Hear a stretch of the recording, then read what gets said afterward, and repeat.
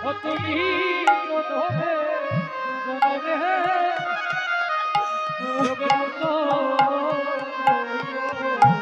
ও তুমি জন্মে জন্মে রঘুনন্দন ও তুমি জনমে জনমে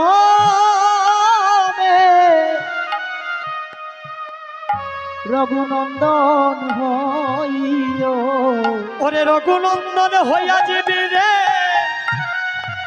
জীবনে তোরাইয়া নিও রে তুই জনমে জনমে রঘুনন্দন ও তুমি রঘুনন্দন হইয়া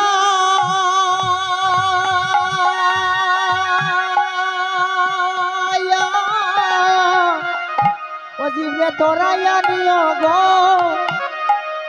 ওরে জনমে জনমে রঘুনন্দন হইও। তুমি জন্মে জন্মে আমার ভক্ত হইও।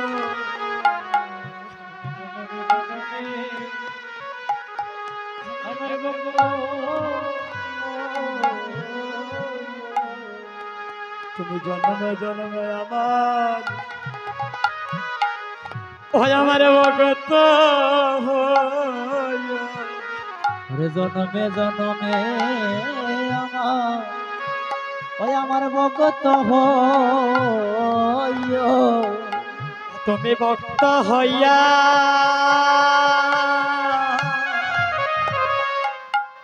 প্রেমের ভাণ্ড ধারণ করো। তুমি জন্মে জন্মে আমার ভক্ত হইও।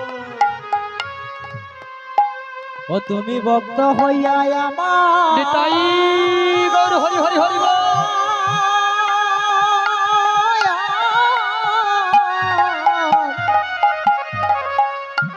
ওরে প্রেমের বন্ধন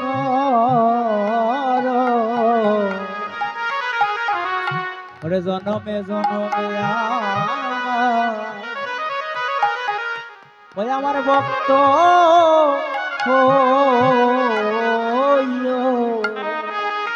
আজ মহাপ্রভু কাঁদছেন আর বলছি এই তো চাঁদের বাজার ভেঙে এই গানে সাধুগুরু বৈষ্ণব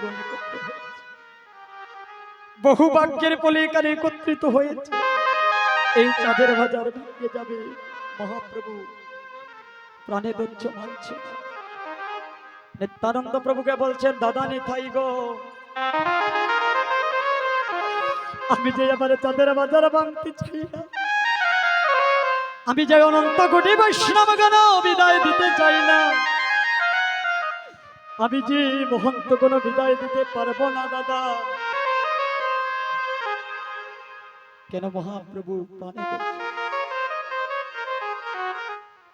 রঘুনন্দনকে বলছে রঘুনন্দন রে তুই জন্মে জন্মান্তরে ভক্ত হইয়া এই প্রেমের ভাণ্ড মস্তিকে নিয়ে আমার জীবকে তুই জন্ম জন্মান্তরে উদ্ধার করবে। হরি হরি।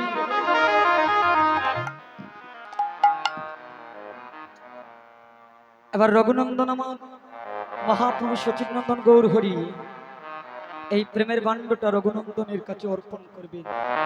আপনারা মায়েরা সকলে একটু উলুধ্বনি করবেন। আর এই আমার গুরুদেব বলেছেন যে এই দধির ভাণ্ড এটা হচ্ছে শাস্ত্র বলছে শুধু রঘুনন্দন গুরুদেব এবং কীর্তনীয় এখানে তিনজন গৌরীদাস কীর্তনীয় এবং গুরুদেব তারপরে রঘুনন্দন এই তিনজন বাদিত কেউ স্পর্শ করতে পারবেন না। এটা শাস্ত্রীয়। এটা আমার মুখের কথা নয় যে বৃন্দাবন দাস রিঙ্কু বলেছে, এটা শাস্ত্রীয় রেফারেন্স দিয়েছি যে এই ভাণ্ডটা তারাই স্পর্শ করতে পারবে যারা এই ভাণ্ডের অধিকার যার আছে। আপনারা কিন্তু বাদে প্রসাদ পাবেন। এটা ভাণ্ডটা স্পর্শ করা বড় জিনিস নয় মা। জিনিস বড়টা হচ্ছে এখানে যে সাধুগুরু বৈষ্ণবগণ ভাণ্ড ভাঙ্গার পরে যে লুটালুটি করবে এই চরণের দুলাটা হচ্ছে সবচেয়ে গোপী পদের রেণুনিতাই গৌর হরি। এবার সচিনন্দন গৌর হরি আমার ভাণ্ড নিয়ে যাচ্ছে নিতাই গৌর হরি বল।